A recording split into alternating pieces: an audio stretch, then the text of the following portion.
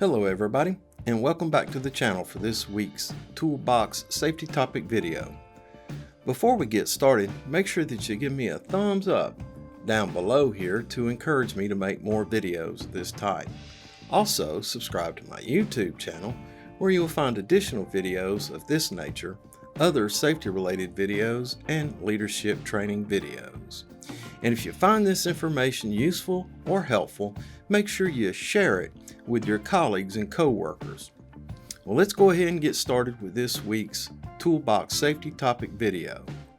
The title of this video is The 6 Key Safety Responsibilities of Every Employee.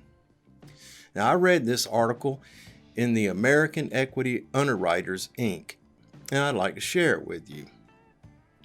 A safe work environment is a reasonable expectation that employees have of their employers. Employees want their employers to protect them from job hazards, but it's important that employees realize they have a role in maintaining a safe workplace as well. Both employers and employees share the accountability for encouraging a safety culture to improve behavior and performance in the workplace. They also share accountability to encourage peers to value safe work practices and safety programs in a positive, proactive way. Employers and employees can work together to achieve an effective safety culture. Safety is the business and responsibility of every employee, and it can be achieved through proper education, training, use of protective equipment, and by following safety rules, regulations, standards, and laws. Each employee is responsible for understanding and practicing appropriate safety procedures. Number 1, act as safely at work as you would elsewhere, if not much more so. You should take reasonable care of your health and safety no matter where you are or what you're doing. This is especially true in the workplace, where your actions can affect both your own safety and that of others. It's important to cooperate with your employer to make sure you receive the proper training for your job and understand and follow your company's health and safety policies. In addition to your company's policies, there are generally accepted safe work practices and laws by which you should abide. Number 2, use the tools available to you to maintain a safe work environment. Your company will provide you with tools to ensure your health and safety at work. It's your responsibility as an employee to use them. Observe health and safety signs, posters, warning signals, and written directions. Follow safe practices and specific guidance from safety data sheets or chemical label instructions if your work involves hazardous materials. Use engineering controls and personal protective equipment appropriate for your work. It's also important that you never interfere with or misuse anything that's provided for your health, safety, or welfare. Number 3, educate yourself on hazards, safety practices, and rules. When you're first hired, your company will provide you with adequate training for the work you are expected to perform, including the tool you will need to get the job done. They'll train you on company safety policies and potential hazards. However, this is not where your on-the-job training should end. It is up to you, the employee, to continue to educate yourself. Learn about potential hazards associated with your work and work area. Know where information on these hazards is kept for review and use this information when needed. Make sure you're familiar with your company's emergency response plan and participate in emergency drills so this information is always fresh on your mind. Participate in health and safety training when it's available, as well as monitoring programs and inspections as applicable to the work situation. Being in a state of continuing education will help you recognize when you are not qualified or adequately trained for a work task which will prevent you from operating equipment or machinery unless you've been adequately trained. Number 4, communicate about unsafe practices and conditions. You are the first line of defense against unsafe practices. When you are aware of hazardous conditions or behavior, defective equipment, or other hazards, it is your responsibility to warn coworkers to keep them out of harm's way.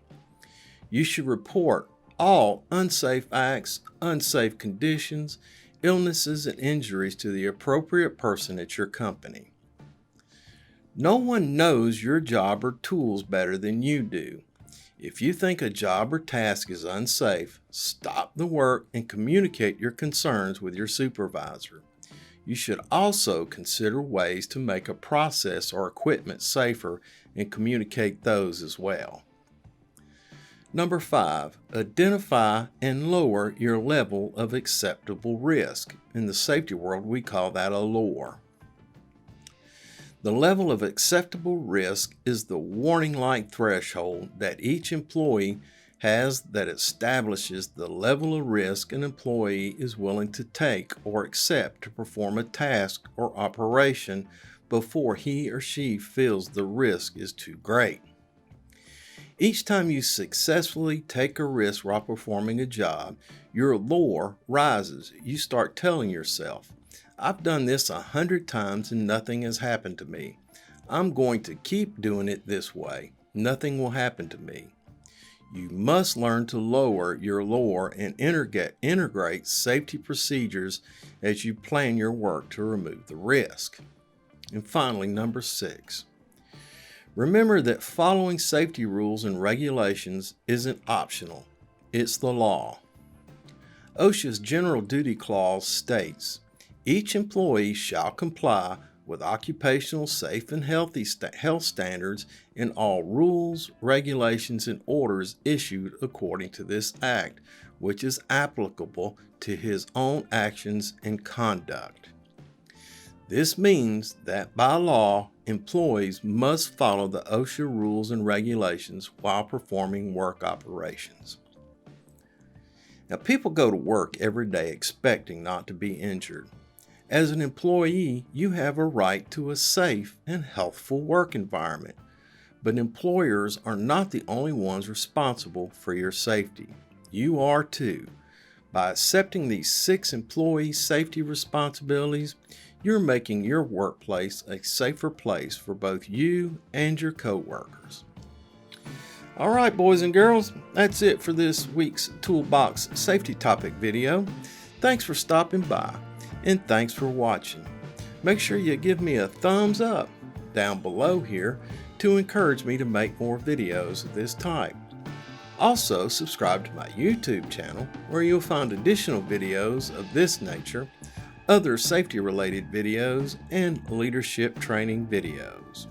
And if you found this information helpful or useful, make sure you share it with your colleagues and coworkers. And remember, until we see each other again, take care of yourself because you're number 1. Look out for your coworkers and help ensure their safety. Have a grateful day, and remember, I will see you in the field.